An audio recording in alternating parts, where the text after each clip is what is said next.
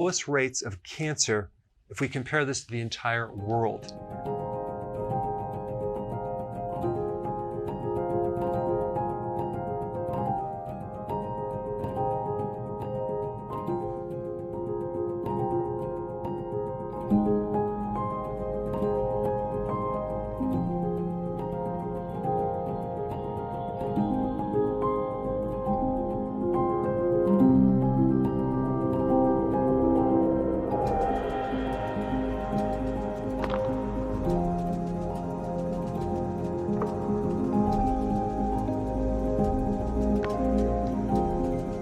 Now, if we take the average of how many people get cancer in the entire world, it's 198 people out of every 100,000 people get cancer. Now, if we take a look at individual parts of the Middle East, we have Saudi Arabia. 96 people get cancer out of 100,000. Yemen, 97 people out of 100,000. Oman, 104. Qatar, 107. UAE, it's 107, and Kuwait is 116 people out of 100,000 people get cancer. So you can see, if you live in these countries, you have a much less risk of getting cancer. Let's compare this with Australia. 468 people out of 100,000 get cancer. They take number one, they get first place in getting cancer. Number two, Ireland is 374 people out of 100,000 people. Next one is Hungary, 368 people, okay, out of 100,000. And then United States, 352 people out of 100,000 people develop cancer.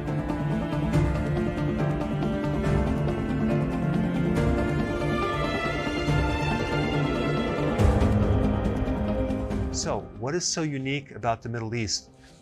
Well, number one, fasting, Ramadan. Now, Ramadan is a religious fast that extends over the course of 1 month. Now, that 1 month is just 1 month out of the entire year.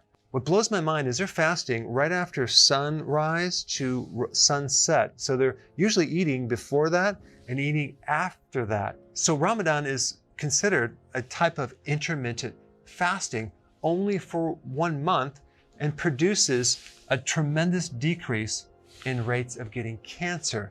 That's quite remarkable. So why does fasting help with preventing cancer? Well, it starves cancer. Do you realize there's between 10 and 50 times more insulin receptors in a cancer cell versus a normal cell? What does that mean?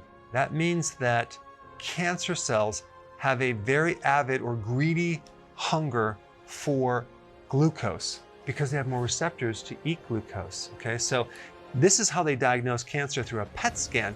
A PET scan identifies areas in the body that have a very high metabolism of sugar. So cancer loves sugar, and when you're fasting, you're not consuming sugar. All right, number two, autophagy. Fasting stimulates autophagy, which is a condition that helps to recycle old damaged proteins. It helps to recycle old damaged things like damaged mitochondria.